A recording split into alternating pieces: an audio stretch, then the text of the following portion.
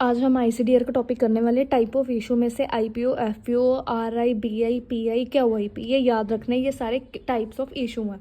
इसमें public issue, right issue और bonus issue. Public issue में पब्लिक को हम पब्लिक को हम शेयर देते हैं। राइट इशू में हम एग्जिस्टिंग एम्प्लॉयज़ हैं उनको कंसिडरेशन लेके उनको शेयर्स अलॉट करते हैं। और जो बोनस इशू है इसमें भी हम एग्जिस्टिंग एम्प्लॉय को शेयर्स देते हैं और फ्री ऑफ कॉस्ट होता है। ये एप्लीकेबिलिटी में हमने अगर इसको याद रखना है तो सीधा हमने क्या देखना है कि आईपीओ है जो वो अनलिस्टेड कंपनी का होना चाहिए। इसमें सिर्फ अनलिस्टेड कंपनी का सिर्फ एक पॉइंट है, वो सिर्फ आईपीओ का। और जितना भी FPO, pi, QIP, RI, BI वो सारा लिस्टेड कंपनी का है। और हमने इसमें एक दो चीज़ ये ध्यान रखने वाली है। आरआई है जो राइट इशू है, वो जो लिस्टेड इशूअर है उसमें aggregate amount of value of issue पे देना चाहिए। Aggregate amount of value of issue होनी चाहिए। और वहीं अगर जो बोनस इशू है उसमें कुछ नहीं देखना। तो listing on the innovation growth platform IGP through issue और विदाउट इशू। हम लिस्टिंग कर सकते हैं आईजीपी को थ्रू इशू और विदाउट इशू से भी। जो इनिशियल पब्लिक ऑफर है वो हमेशा स्मॉल मीडियम एंटरप्राइज से होगी। और जो राइट इशू है वो हमेशा हम किससे लिंक होएगा? इंडियन डिपॉजिटरी रिसिप्ट से। तो हम इसको अगर करें तो हम इसमें से क्या, अगर हम इसको बिल्कुल कोलैब करके देखें तो इसमें क्या आता है? जो आईपीओ है वो अनलिस्टेड कंपनी का होना चाहिए, एफपीओ लिस्टेड का, पीआई लिस्टेड का, क्यूआईपी लिस्टेड का, आरआई में ये देखना है कि जो एग्रीगेट अमाउंट है वैल्यू ऑफ लिस्टेड शेयर्स की वो 50 करोड़ या उससे ज़्यादा की होनी चाहिए, फिर ही ये आईसीडीआर में आने के लिए एप्लीकेबल है, अदरवाइज नहीं। और जो बोनस इशू है वो लिस्टेड इशूअर है। और जो listing on IGP through issue और विदाउट इशू भी हो सकती है। और जो इनिशियल पब्लिक ऑफर है वो हमेशा एमएसई की तरफ से होना चाहिए। और जो राइट इशू है वो हमेशा डिपॉजिटरी की। और इसमें आईपीओ में आने के लिए नॉन एलिजिबिलिटी क्या है कि कौन आईपीओ में नहीं आ सकता है। तो बेसिकली कौन आईपीओ में नहीं आ सकता है? Issuer, promoter group, selling share holder are debarred. अगर किसी भी कंपनी का कोई प्रमोटर, इशूअर, मतलब कोई कंपनी ही ठीक है ना, उसको इशूअर बोल रहे हैं, तो प्रमोटर या प्रमोटर ग्रुप या कोई शेयर होल्डर डिबार्ड है तो फिर वो आईपीओ नहीं कर सकती। अगर यही कंपनी या कोई प्रमोटर या प्रमोटर ग्रुप या कोई शेयर होल्डर किसी और कंपनी में भी पार्टिसिपेट करता है या किसी और कंपनी में भी होल्डिंग रखता है तो फिर वो भी नहीं कर सकती है, इस आईसीडीआर में आईपीओ नहीं कर सकती है। और जो उसके बाद है जो आईपीओ वाला है उसी की वो है एलिजिबिलिटी कंटिन्यू हो रही है इसमें। और जो इशूअर है, प्रमोटर है, प्रमोटर ग्रुप और डायरेक्टर है, वो कोई भी विलफुल डिफॉल्टर है या कोई भी फ्रॉडुलेंट बोरोवर है, मतलब जिसने धोखाधड़ी से पैसे ले लिए लेकिन वो नहीं दे रहा। और जो फुगिटिव इकोनॉमिक डिफेंडर है, मतलब कि जो भाग गया है पैसे लेके, ये कोई भी डायरेक्टर, प्रमोटर एलिजिबल नहीं है आईपीओ करने के लिए। और इसका 4th पॉइंट ये है। और इसके एक साथ में एग्जेम्पशन है।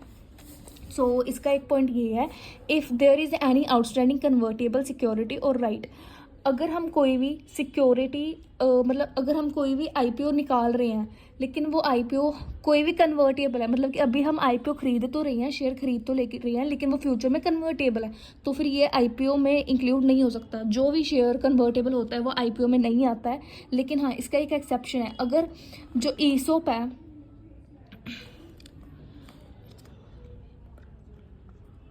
अगर मतलब ना हम जब भी कोई आईपीओ अलॉट करते हैं ना तो हमें उसके लिए सबसे पहले तो ऑफर डॉक्यूमेंट की नीड होती है। तो फिर वो ऑफर डॉक्यूमेंट को रजिस्टर करवाना पड़ता है। लेकिन हाँ, अगर हम कोई भी कन्वर्टेबल सिक्योरिटी है उसको ऑफर डॉक्यूमेंट तक अगर हम ऑफर डॉक्यूमेंट फाइल करने से पहले अगर हम इसका कन्वर्जन मतलब इसको कन्वर्ट कर देते हैं, मतलब कि इसको पूरा प्रायर कन्वर्जन हो जाता है तो फिर ये अलाउड है। मतलब ईसोप इज अलाउड और conversion will happen prior following of document. मतलब कि जो कन्वर्जन इक्विटी शेयर लेने के बाद होना था वो पहले हो जाए ऑफर डॉक्यूमेंट करने से पहले। अगर ईसोप है मतलब कि जो इसमें कन्वर्जन शेयर इशू करने के बाद होना था, लेकिन अब क्या कर रहे हैं, वो ऑफर डॉक्यूमेंट फाइल होने से पहले ही कन्वर्जन हो रहा है तो फिर हम इस पे लोड नहीं है, इसमें ज़रूरत नहीं है आईपीओ पे नॉन एलिजिबिलिटी लगाने की, क्योंकि हमने जो कन्वर्ट है वो ऑफर डॉक्यूमेंट फाइल होने से पहले ही पूरा कर लिया, लेकिन जिसकी आउटस्टैंडिंग है वो नहीं होएगा, ठीक है।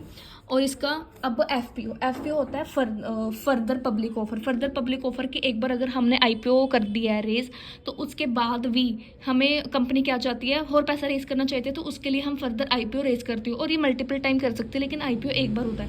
लेकिन जो एफपीओ वो मल्टीपल टाइम कंपनी कर सकती है।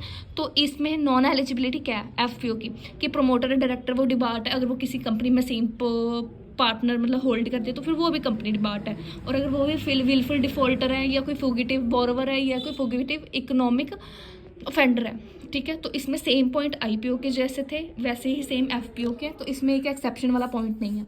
एक एलिजिबिलिटी ऑफ आईपीओ, लेकिन कौन एलिजिबल है आईपीओ देने के लिए, तो सबसे पहले तो इसमें 3 बातें याद रखने वाली है। नेट टेंजिबल एसिड, एक हो गया नेट टेंजिबल एसिड, दूसरा हो गया एवरेज ऑपरेटिंग प्रॉपर्टी नहीं है यहाँ पे गाइस, यहाँ पे प्रॉफिट है। Net operating profit, net tangible acid और नेटवर्थ। उसमें नेटवर्थ कितनी होनी चाहिए, कम से कम 1 करोड़ होनी चाहिए। कम से कम नेटवर्थ हमारी 1 करोड़ पिछले 3 साल में इतनी होनी चाहिए। एवरेज 3 ईयर्स नेटवर्थ 1 करोड़ होनी चाहिए। और जो एवरेज ऑपरेटिंग प्रॉपर्टी है वो कम से कम हमारी 15 करोड़ होनी। एवरेज ऑपरेटिंग प्रॉफिट है वो हमारा 15 करोड़ होना चाहिए। और पिछले 3 साल में कोई भी हमारा नॉन प्रॉफिट ना रहा हो, सारे के सारे 3 साल हमारे प्रॉफिट में रहे हों। और जो नेट टेंजिबल एसेट है वो कम से कम 3 करोड़ की होनी चाहिए, लेकिन उसमें से 50% मतलब कि 1.5 करोड़ क्या होना चाहिए, मॉनेटरी एसिड होनी चाहिए या कैश और कैश इक्विवेलेंट होना चाहिए 50%, ठीक है ना। इसमें क्या नेट टेंजिबल एसिड याद रखना है, एवरेज ऑपरेटिंग प्रॉफिट याद रखना है, और उस पर नेटवर्थ याद रखना है। तो सीधा नेट टेंजिबल एसेट का 3 करोड़, एवरेज ऑपरेटिंग प्रॉफिट का सीधा हमारा 15 करोड़, और उसके बाद नेटवर्थ का सीधा हमारा 1 करोड़। और ये तीनों का कम से कम 3 साल तो इसमें लेना ही लेना है, ये हमेशा हमने 3 साल देखने। और हाँ, इसमें जो 4th पॉइंट है ये एक देखना है। अगर जो 4th पॉइंट है ये वाला, 4th पॉइंट में अगर कोई भी हम कंपनी का चेंज कर रहे हैं नेम, अभी कुछ और था मान लो, और अब हम आगे जाके इसका नेम कुछ और रख रहे हैं, तो फिर जब हमने कन्वर्ट करवा लिया अपने कंपनी का नेम, जब हमने कन्वर्ट करवा लिया ना, तो उस कंपनी के नेम कन्वर्ट करवाने के बाद कम से कम हमारा 50% प्रॉफिट तो होना चाहिए, तो फिर वो आईपीओ इशू कर सकता है। मतलब कन्वर्ट करवाने के बाद 50% होना चाहिए, ठीक है। और एफपीओ की भी सेम रिक्वायरमेंट है, लेकिन ये जो ऊपर वाले 3 पॉइंट है वो नहीं है, सिर्फ लास्ट वाला पॉइंट है इसका, जो कन्वर्जन ऑफ नेम के बाद 50% प्रॉफिट होना चाहिए। तो गाइस हमने फिर ये सारा कर लिया, you can take it screenshot, ठीक है। अब हम eligibility to unlisted to listed company. अगर कोई भी अनलिस्टेड कंपनी है वो अगर लिस्टेड होना चाहती है, लिस्टेड कंपनी बनना चाहती है, तो सबसे पहले जो हमने 3 पीछे पड़े थे, 3 करोड़ 15 करोड़ और 1 करोड़ वाला जो था वो हम इसमें देखेंगे। अगर इसमें फुलफिल हो रहा हो, मतलब जो हमने आईपीओ का देखा था ना, वो वाला हम पीछे सेम देखेंगे, ठीक है। तो अगर हमारे यहाँ पे फुलफिल हो रहा होगा तो ठीक है, ओके। अगर नहीं हो रहा है अनलिस्टेड कंपनी को लिस्टेड कंपनी में, फिर कैसे चेंज कर सकते हो, तो इसका ये रहा अल्टरनेटिव एलिजिबिलिटी ऑफ आईपीओ और एफपीओ की, ये कि हमने 75% issue has to be allotted to QIP. हमें क्वालिफाइड इंस्टीट्यूशन प्लेसमेंट को 75% अपना देना ही पड़ेगा इशू का। और दूसरा ये कि इशू जो होना चाहिए वो हमेशा बुक बिल्डिंग मैकेनिज्म के बेस पे होएगा। बुक बिल्डिंग मैकेनिज्म मैं आपको नेक्स्ट वीडियो में ज़रूर समझाऊंगी। इशू शुड बी पर बुक वैल्यू मैकेनिज्म के थ्रू होना चाहिए। और इसके बाद आएगा जर्नल कंडीशन। जर्नल कंडीशन हमारी हमेशा सेम रहेगी सिक्योरिटी लॉज में, ठीक है। जर्नल कंडीशन की हमें in principle approval from stock exchange, मतलब कि हमें जो हमने भी डिसाइड किया, मतलब पहले से ही हम जब भी किसी चीज़ की अप्रूवल लेके रखते हैं स्टॉक एक्सचेंज से, तो हम उसको इन प्रिंसिपल अप्रूवल बोलते हैं। तो ऑब्टेन करना in principle approval from stock exchange, और 100% fully paid up share capital होना ज़रूरी है। और प्रोमोटर शुड भी, जो प्रोमोटर्स के शेयर है वो शुड भी इन डीमैट फॉर्म में होने चाहिए, और एग्रीमेंट होना चाहिए डिपॉजिटरी के साथ। ठीक है। Obtain in principle approval from stock exchange, agreement होना चाहिए हमारे डिपॉजिटरी के साथ, जो शेयर होल्डर्स है उसके डीमेट फॉर्म में शेयर होने चाहिए, और जो फुली पेड अप होना चाहिए ये।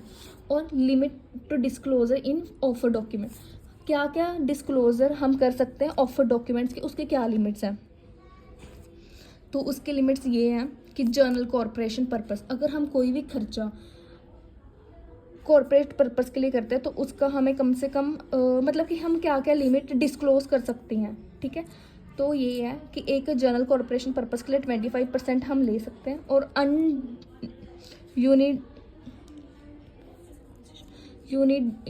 Unidentified acquisition and investment target, मतलब कि वो अनआइडेंटिफाइड एक्विजिशन जो हमने की है और जो इन्वेस्टमेंट की है हमने नहीं पता, मतलब कि कई कई प्रोजेक्ट्स पे हम अपने पे कई खर्चा कर देते हैं, तो हम वो इस पे हमें एग्जाम्पशन मिल जाता है कि हम उसका भी 25% हम एग्जाम्प्ट कर सकें, मतलब कि अपनी तरफ से हम वो लगा सके, हमें उसका रिकॉर्ड देने की कोई ज़रूरत नहीं होती है। तो फिर जर्नल कॉरपोरेशन पर्पस और unidentified acquisition and investment, journal corporate purpose, unidentified acquisition and investment target. लेकिन अगर हम इन दोनों में से कोई एक मान लो, अगर हम सिर्फ जर्नल कॉरपोरेट पर्पस करें तो उसका सिर्फ 25% हम ले सकते हैं, या आइडेंटिफाइड एक्विजिशन का 25%, अगर हम दोनों कर रहे हैं तो उसका 35%।